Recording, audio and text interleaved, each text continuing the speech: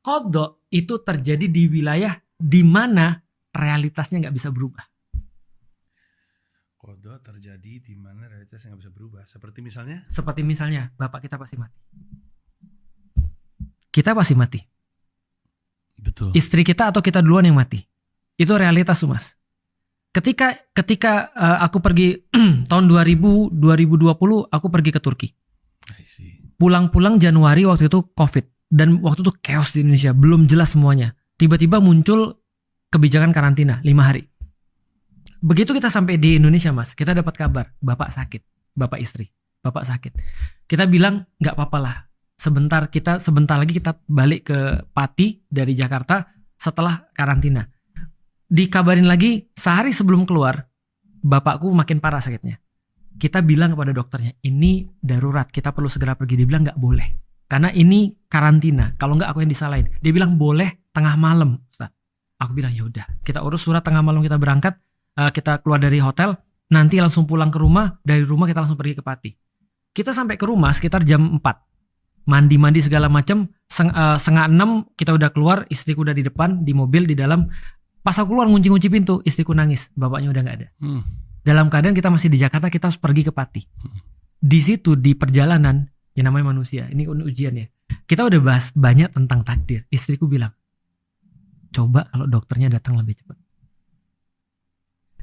Andai dokternya lebih bagus, andai dia dirujuk ke rumah sakit yang lebih kompeten.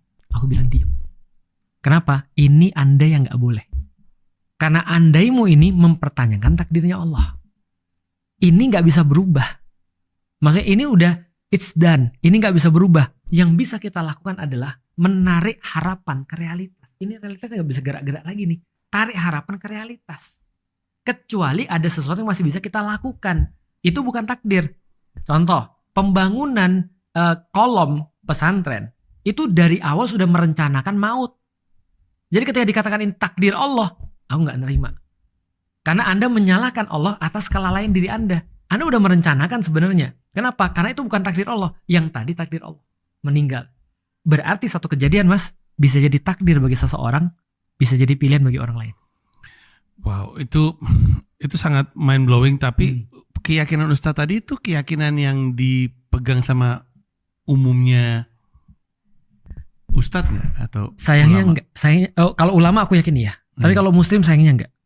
Karena gini, aku bilang diam, jangan ngomong. Karena kenapa? Karena ini kan nggak bisa berubah. Karena Rasul juga melarang andai-andai yang nggak boleh kayak tadi. Andai begini segala macam. Nah, karena perkara nggak bisa diubah, ini udah takdir. Nah, maka ketika kita sudah takdir, kata Rasul apa? Terima, qanaah, terima. Ya Allah, ini datangnya dari Engkau.